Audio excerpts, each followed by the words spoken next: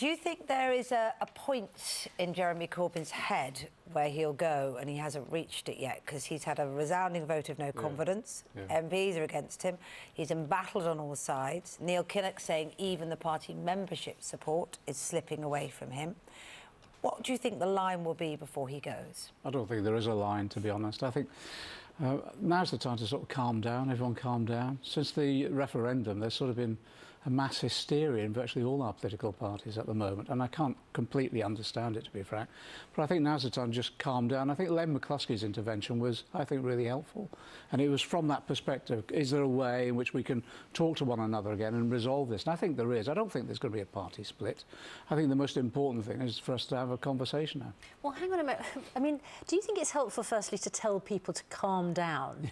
You know, they don't think of themselves as being in hysteria. These MPs who have stood back from their shadow positions and who have voted, you know, in huge number, voted no confidence in their leader, they think it's Jeremy Corbyn who is the problem. You know, that he does not have the leadership skills to pull together this party, and they want him to go. OK. The reason I'm saying calm down is because if you've been in Parliament for the last 10 days, it has been really extraordinary. I've never seen anything like it. Allegations being made, claims being made, untruths being said. And I'm just saying, look, there's no need for all of that. Let's get back to really just a conversation. What are the untruths that have been said? Well, I'll give you an example. Last night, and a Labour MP in the early hours tweeted out that there was a deal going on, that Jeremy would stand down just to get me on the ballot paper.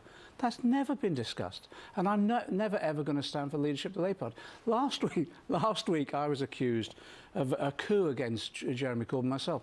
This week, I was accused of forcing him to stay there. It gets ridiculous after it. Last week, you have this big launch of a report into anti-Semitism in the party, at which two significant things happen. Jeremy Corbyn himself seems to draw a parallel between Israel and ISIS. But he didn't, did he? Well, he didn't. You look at the words, and he didn't. I'm looking at the words now. He said that Jews were no more responsible for the actions of Israel than Muslims were responsible for the actions of Islamic State, and you're going to... Sorry, let's get this absolutely clear. Islamic states, he meant Islamic countries or governments. That was distorted by part... I hate to say that was distorted by part of the media. Wasn't it his error to make that parallel? No, he made a parallel between support for different countries. That was as simple as that. To be honest, it's quite an emotional parallel, isn't it? But it was clarified. You say he said Islamic states plural, but most people hear the phrase Islamic State and they think they're referring to ISIS. No, he made it very clear. If you looked at the wording, not clear enough, because that's the conclusion everyone's drawn. I'm afraid someone leapt on that conclusion, and it was a distortion. It was wrong. Why did the Labour Party have to go to the Israeli embassy and apologise then? Because we felt there was distortion. We wanted to get completely accurate. Simple as that. So you weren't apologising for Jeremy Corbyn's words. You were apologising for the distortion. Jeremy Corbyn's That's a very different apology. It is, because it was wrong. What was said in the press and the media was wrong. That isn't what he was saying. If you look at the exact words he used, I think it was fairly clear. So if the Israeli embassy believed that they were getting an apology from Jeremy Corbyn for his use of language, they would be mistaken. What he was saying is, this is what I actually said. This is what I actually said. And this is the distortion that was placed upon it. And that's the truth. You also had, at that very launch, I mean, this is just an example, isn't it? There's a sort of chaos in the party.